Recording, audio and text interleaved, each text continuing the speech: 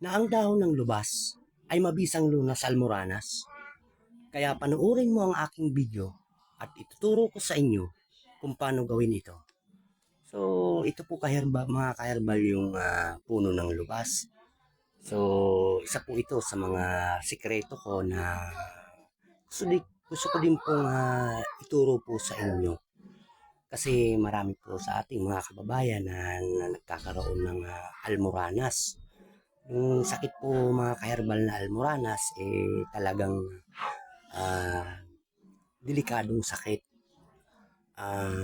Base po sa aking natutunan bilang isang mga gamot, so ito po yung isi-share ko sa inyo para naman po sa ganun, matulungan ko po yung ating mga kababayan na mayroon pong almoranas.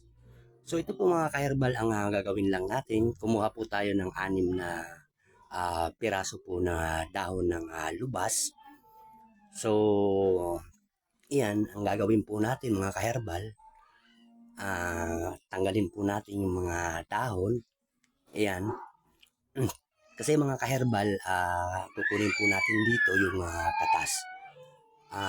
Ngayon po kakatusin natin. Ang gagawin po pala natin mga kaherbal, ito po yung mga gagamitin natin. Sa pagbayo po nito ng dahon ng lubas, gagamit po tayo ng salaan. Tsaka ito po mga kaherbal na kaunting tubig. Ano po?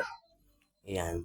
So ito na po yung dahon ng lubas. So ilalagay na po natin dito sa ating pagbabayuhan. Ayan mga kaherbal.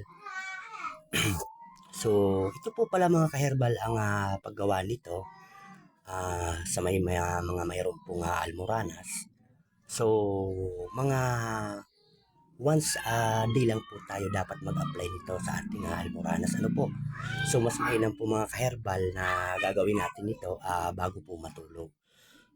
Kung yung almoranas po natin medyo malaki na, so ang gagawin lang po natin mga kaherbal, pupunasan lang po natin ng cotton, ilalagay po natin dito yung katas ng lubas at ipupunas po natin dito sa ating almoranas. Ano po?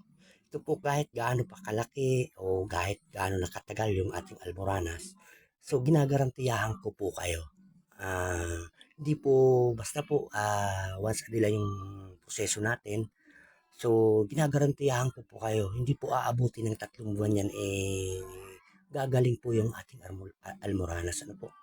So yan na po yung itsura na nabayo na natin na dahon ng lubas. So ayan. So ang susunod po nating proseso, so ito po ikakatisin na natin. Ano po? Ayan. So kailangan po pala salain natin. Ano po? Para po nakakasigurado tayo na yung lubas juice lang po yung makuha natin. Ano po? Ayan. Sa pag-a-apply po pala nito, ito po medyo masakit lang ng konti. Ano po? Kasi epekto po ito ng gamot. Ano po? Pero hindi naman po gaano kasakit. Ano po mga kaherbal. So yan na po yung itsura ng ating lubas juice. Ano po? So yan. Muli